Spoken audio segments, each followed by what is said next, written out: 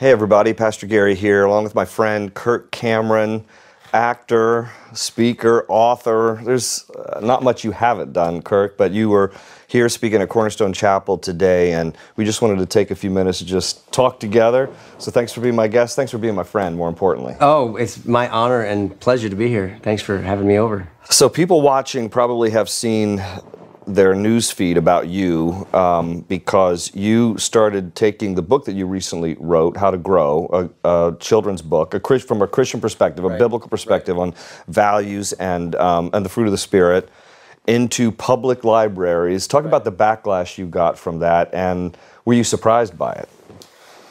So, we went to public libraries because this is where we need to be as believers, is in the public square, not in our holy huddles. That's where great training takes place, but I think it's so that we go into the public square and we impact around us. So I wanted to do this public school reading, like a story hour for kids, and I was denied by over 50 woke libraries that previously held drag queen story hours, men in fishnet stockings reading sexualized stories to children. So I told some friends at the news, and the story broke, and I sent a letter to these libraries. Some of the most egregious were saying things like, "We're looking for authors of color," or your values don't align with ours in our community, and we're not interested in that message. And I'm thinking, well, what value don't you align with? Love, kindness, gentleness, self-control? And so I told them that this was religious discrimination, and you can't do that in America just because you don't like someone's Christian values, and that if they didn't stop, I would be prepared to assert my constitutional rights in court.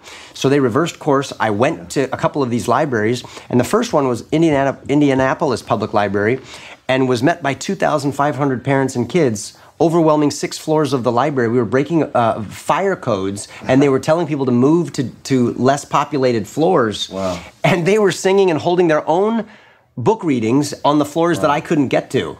And this sent a message to me that, wait a minute, perception's not reality. If you just listen to what you're being told in the media, you think everyone's going this way, when the reality is people are saying, no, we want to go back to the things that bring us blessing and protection. It seems like the narrative for all this wokeness and just this chaos is being communicated by this tiny minority, but it's coming across as the belief of the majority. But when you see the response like that at the library, it goes to show you that people are hungry for, please tell me truth. These weren't all Christians who came to see you. No. These are people who were just country-loving, traditional values people who were like, please somebody tell me the truth in the midst of all this chaos. That's exactly right. We found in Scarsdale, New York, which was an affluent suburban area where we were sort of encouraged to stay away. We went there. It was filled with people. And one lady said, thank you for not overlooking us here in New York.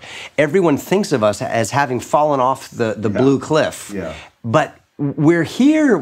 They're like, what was it, like Horton Hears a Who? What's the little Dr. Seuss book? Where it's like, we're here. Yeah. You know, don't overlook us, but they feel marginalized and silenced by the big media megaphones. Yeah. And one guy in that group, a grandfather, just said, when I was done with the book, could we sing God Bless America? Wow. I said, of course we can. Yeah. This is a public library.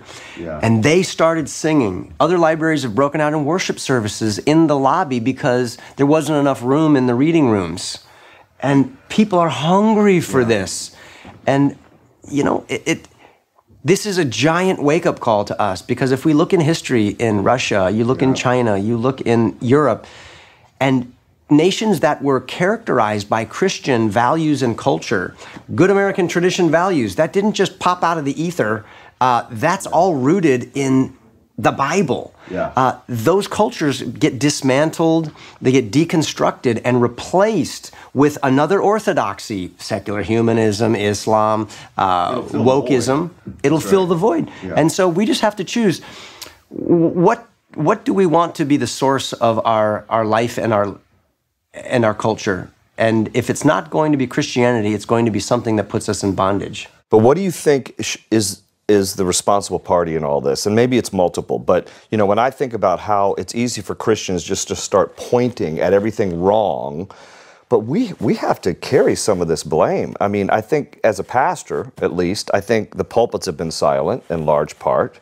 And I think Christians have decided to sit it out. What do you think has contributed to the rise of all the chaos and really the demonic stuff that's happening in our world? Gary, you do such a great job of communicating this to your people week in and week out, and people all over the country, which is why it's such a joy for me to come in and say, everything you've been learning is exactly right, and underline and highlight all of these principles. What's the phrase that we've all heard 1,000 times? All that it takes for evil to advance is for good men to do nothing. Because I think of it as like an escalator in the mall. Yeah. If you just stand still, the escalator's moving down, you don't have to do anything, and you're going, the only way to even just maintain is you've got to put effort into it. And if you want to get to the upper room, if you want to get to a culture that's taking the high ground, that takes full effort and diligence. And that's what our heroes of history have always done. That's what every Marvel movie's about. It's not the lazy guy who sits around in Iron Man going, oh no, Thanos has got this. Yeah, right. No, he's suffering, he's sacrificing himself. And I think that's all, those movies even, they draw inspiration from the ultimate story that resonates throughout the universe. And that is the creator of the universe humbles himself to the point of death on the cross for the creature he loves, and then overpowers death and everything. And I just think that's the spirit the church needs to recapture, along with the vision of victory, because he who is in us is greater than he who's in the world. What don't I understand? Yeah, that's why I think all those Marvel movies are so successful, because there's the victor and the villain. I mean, it's the clash of good and evil in our world, and people want a good victory story. And of course, we have the best victory story in Christ. Captain America undergoes his baptism transformation when he gets into the pod as a weakling, and he comes out and he's Captain America. There's the right? And we are the old man, like weakened by sin, dead in our trespasses. We can't tango with the devil. But you get me, born again of the Spirit of God, and you wash away my sin and set me free from my shame and my guilt, and I'm now an unstoppable force used by God for the good. You talked today about the challenge to our congregation was about being brave, and in particular, you kind of spoke to the men a little bit there, because it starts with us as men. And what has been your observation? You've traveled the country. Why are men in particular not being brave these days? And what does it take to make a brave man? Great question. Man, this is what I'm trying to figure out, because I am a man and I want to be a brave man. I don't want to be a sheep, I want to be a lion. That's what God's called us to be. Doesn't mean I don't think we all need to be leaders, because there are leaders in the army, but then there are the soldiers. And so we just need to know who we need to follow as well. So, man, I think moms are the heartbeat of the home. Moms set the moral tone of the family. Moms are so relationally oriented, and where would we be without our wives and our moms? And men, it feels to me like we're born protectors. We're born providers. We preside over things and govern things. That seems to be in our DNA.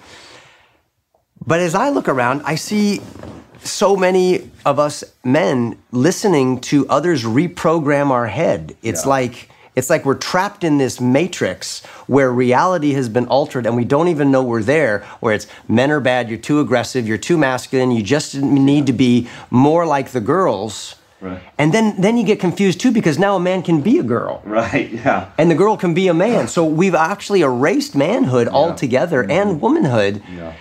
And the power of propaganda and all of this has made men feel kind of hopeless. And as my buddy Marshall used to say, so many men now who have been built with this capacity and desire by God to do what he said in the Cultural Commission, which was, be fruitful, Adam, multiply, have lots of babies, fill the earth, and take dominion over it. That's not state-run domination. That's not dominionism as understood like that. It's beautify the world, take charge of it, govern it rightly for the blessing of all mankind. Yeah. I'm putting you here as my son. You're in charge. Go. Just living out your God-given responsibility. Like you do in your home, like I do in my home, in my marriage. Nobody else is going to get it done. And the family of God, the sons and daughters of the King, are tasked with the care of the world. Yeah. And when men aren't doing that, and they're just sitting on the couch at home, I think they live vicariously through the MMA fighter in the cage who's trying to take dominion over that other man. Or the football player who's on the 50-yard line just trying to crush the opposition, because there's no other place for them to take that out. And then they do it the wrong way without the gospel, and caring for the world turns into dominating other men and cultures and things for their own glory, rather than blessing other men and cultures for the glory of God. Yeah. I think too many men have just believed the lie. I think it was Hitler's minister of propaganda, I think Goebbels was the one who talked about, if you repeat the lie often enough, people will believe it as if it's truth. And I think too many people in general, and men in particular, have just believed the lie that that being passive is more appropriate than being strong. You know, you can be strong and you can still be loving. You can be tough and tender. Look at Aslan. Yeah, yeah. What is I love David.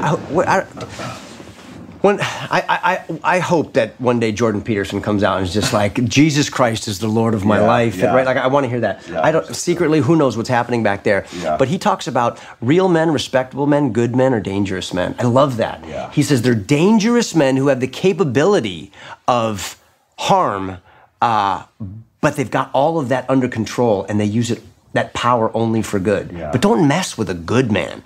If you're just weak, that's not a good man. Yeah. I mean, you may be good in your heart, but you can't contend with the forces of evil to protect and to advance the good and power unless you're strong. So he's like, good men are monsters. They're dangerous, and they have the self-control to contain that and channel it only for what is true and beautiful and good. Yeah, it's like a river. Like a river within its banks can produce energy, can produce obviously water for people to survive. But a weak trickle, Yeah. who uses that? That's no good for anybody. You got saved when you were 17. You've now been married for 31 years to Chelsea, 6 children. Yeah, we're on 32 now. I've got a good streak going here. What would the 17, 18-year-old Mike Seaver, now having been a believer all your life now, what would you say to this generation? Let's like the 18 to 29, that age demographic, what would you, or even younger, what would you say to this generation, some of the most important things that they need to understand? Given the basics, like you need to love Jesus, you need to be born again, but like what are some of the important truths that this generation needs to hear? I haven't thought this through, so I'm just going to go. So go. It's the Bible is actually true. Yeah. Look at the world through the lens of the Scriptures. You're going to find out maybe around 50 that holy cow, it was all correct. Yeah. That's actually the only way the world makes sense. You're going to be twisted up in your head, depressed in your heart. You're going to be a slave to the things that bind you. And you're going to say, life doesn't make sense. Why are we having so many people today confused, filled with anxiety, children committing suicide, so much mental health problems? Look, if you find out who you are and whose you are and why you're here, and that there is a destiny that you were made for, life takes on a structure, and you have a context that thrills your heart, and you have a power to move forward against all odds. It's the best way to live.